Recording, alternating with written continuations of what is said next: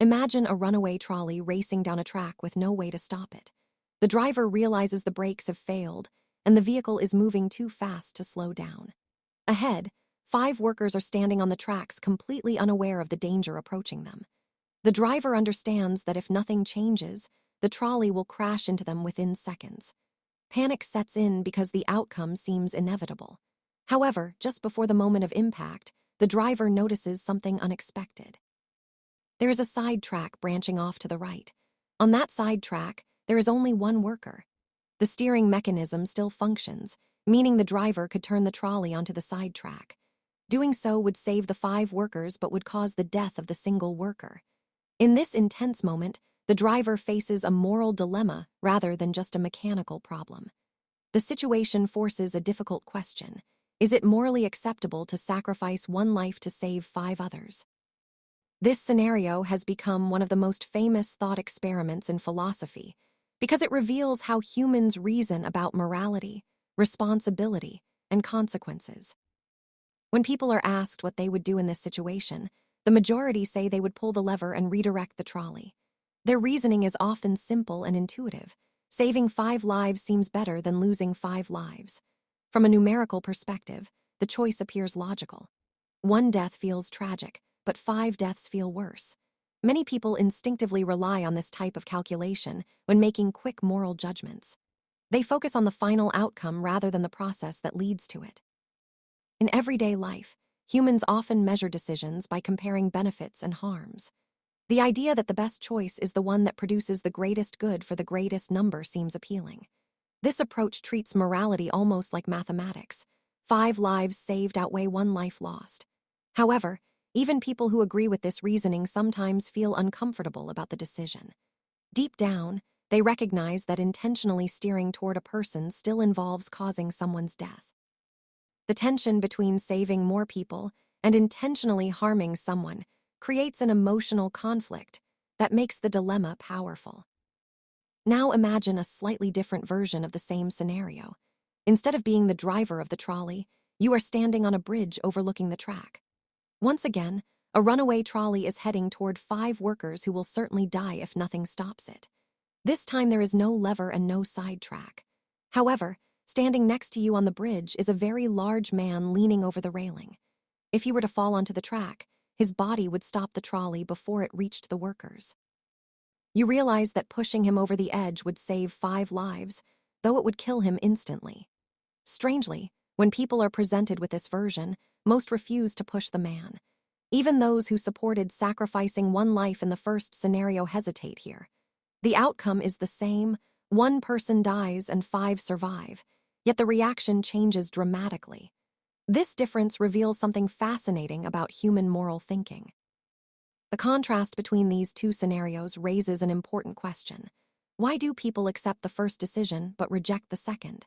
In both cases, 1 life is sacrificed to save 5 others, yet the emotional response is very different. Many people explain the difference by pointing to the level of direct involvement. In the first case, the driver redirects a machine that is already causing danger. In the second case, a person must physically push another human being to their death. The act feels more personal and violent. Even though the result might be the same, the method changes how we judge the morality of the decision. Humans tend to draw a strong distinction between causing harm indirectly and causing it directly. This distinction reveals that our moral judgments are not purely based on outcomes. Instead, they are influenced by our feelings about intention, responsibility, and personal action. Another explanation focuses on the role of choice and participation. In the first scenario, the worker on the side track is already part of the dangerous situation. He happens to be in the path where the trolley might go. In the bridge scenario, the large man is not originally involved in the event at all. He is simply an innocent bystander. Pushing him into the situation feels like dragging someone into danger who had nothing to do with it. This difference makes many people feel that the action is morally worse. Even if the final result saves more lives, deliberately involving an innocent person in a fatal event seems unfair and unjust. This instinct shows that moral judgments often depend on more than numbers. People care about fairness, innocence, and the rights of individuals. Philosophers use these thought experiments to explore how humans reason about ethics. The discussions reveal two major ways of thinking about morality. One approach focuses mainly on consequences. According to this view, the moral value of an action depends on the results it produces. If an action leads to more overall happiness or fewer deaths, then it is considered morally better. The other approach focuses on the nature of the action itself. In this view, some actions are wrong regardless of their outcomes. For example, intentionally killing an innocent person might be considered morally unacceptable even if it leads to a positive result. These two perspectives often clash when people debate difficult moral questions. The idea that morality should be judged by consequences is known as consequentialism. Consequentialist thinkers argue that actions should be evaluated based on the state of the world they create. If an action increases overall well-being or reduces suffering, then it is morally justified. From this perspective, the trolley dilemma seems straightforward.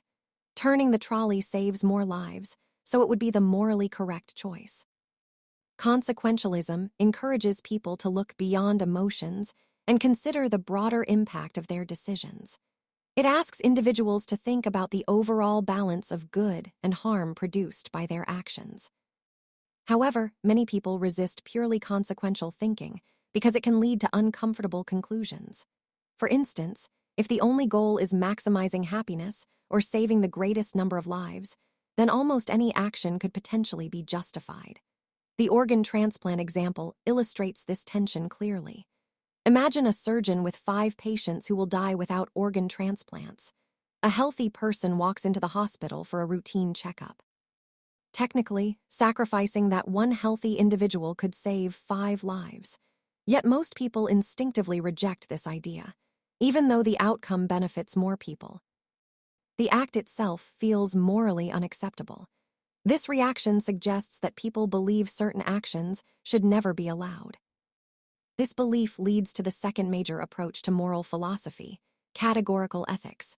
According to this perspective, some actions are inherently right or wrong regardless of their consequences. For example, intentionally killing an innocent person may violate a fundamental moral rule. In this framework, moral principles function like boundaries that should not be crossed. Even if breaking a rule might produce a good result, the act itself could still be considered wrong. This approach emphasizes respect for individuals and their rights rather than focusing solely on outcomes. The tension between these two moral approaches has been debated for centuries. Some philosophers argue that focusing on consequences is the most practical way to make decisions in complex situations. Others believe that strict moral rules are necessary to protect human dignity and prevent injustice. In real life, people often combine both ways of thinking. They consider the consequences of their actions, but also recognize certain moral limits that should not be violated. This mixture of reasoning explains why the trolley problem feels so difficult to resolve. One of the most influential thinkers who supported consequential reasoning was the 18th century philosopher Jeremy Bentham. Bentham developed a moral theory called utilitarianism, which argues that the right action is the one that maximizes happiness. According to Bentham, human beings are naturally guided by two powerful forces, pleasure and pain. People seek pleasure and try to avoid suffering. Because of this, Bentham believed that morality should focus on increasing happiness and reducing pain for the greatest number of people. His famous principle became known as the greatest good for the greatest number. Utilitarianism attempts to provide a clear and systematic way of making moral decisions. Instead of relying on intuition or tradition, it encourages people to evaluate the consequences of different actions. In theory, one could weigh the benefits and harms of each option and choose the one that produces the highest level of overall happiness. This idea has influenced many areas of public policy, including economics, law, and political decision-making. Governments often use utilitarian reasoning when deciding how to allocate resources or design policies that affect large populations. However, utilitarianism also faces criticism. One concern is that it may ignore the rights of individuals in pursuit of overall happiness. If sacrificing one person increases the well-being of many others, strict utilitarian reasoning might support that sacrifice. Critics argue that this approach treats people as means to an end rather than as individuals with inherent value. The organ transplant example demonstrates this concern. Even though killing one healthy person could theoretically save 5 others, most people feel that such an action violates fundamental moral principles. Another challenge is that calculating happiness is not always straightforward. Human experiences are complex and difficult to measure. What counts as happiness for one person may not be the same for another. Additionally, long-term consequences are often unpredictable. A decision that appears beneficial in the short term might produce harmful results later. Because of these uncertainties, critics argue that relying solely on calculations of happiness may oversimplify moral reasoning. Despite these criticisms, utilitarian thinking continues to influence many real-world debates. Questions about healthcare, public safety, and government policy often involve balancing benefits and harms for large groups of people. For example, policymakers may decide how to distribute limited medical resources during emergencies. These decisions sometimes resemble the logic of the trolley problem, where leaders must weigh the outcomes of different choices that affect many lives. At the same time, the idea that individuals possess fundamental rights remains central to modern moral thinking. Philosophers like Immanuel Kant argued that people should never be treated merely as tools for achieving other goals. Kant believed that every person has intrinsic dignity and must be respected as an end in themselves. This view challenges utilitarian calculations by emphasizing moral duties and universal principles rather than numerical outcomes. The debate between utilitarianism and categorical ethics continues to shape discussions in philosophy, politics, and law. Issues such as free speech, equality, and social justice often involve balancing collective benefits against individual rights. These debates reveal that moral reasoning is rarely simple. Instead, it involves constant reflection on both consequences and principles. One of the reasons philosophy remains important is that it encourages people to question assumptions that often go unnoticed. Everyday decisions may seem obvious until someone asks why they feel right or wrong. Thought experiments like the trolley problem expose hidden beliefs about responsibility, fairness, and human value. By examining these beliefs, people gain a deeper understanding of their own moral perspectives. Philosophical discussions can also be unsettling because they challenge familiar ways of thinking. Once people begin questioning their moral assumptions, they may discover that many issues are more complicated than they first appeared. However, this process of questioning is also valuable. It encourages critical thinking and helps individuals develop more thoughtful perspectives on ethical problems. Ultimately, the purpose of exploring these dilemmas is not simply to find a single correct answer. Instead, the goal is to stimulate reflection about the principles that guide human behavior. Moral philosophy invites people to think carefully about how their choices affect others and what values they want to uphold. Whether one leans toward consequentialism, categorical ethics, or a combination of both, the discussion reveals something essential. Every difficult decision forces us to confront the deeper question of what it truly means to act morally in a complex world.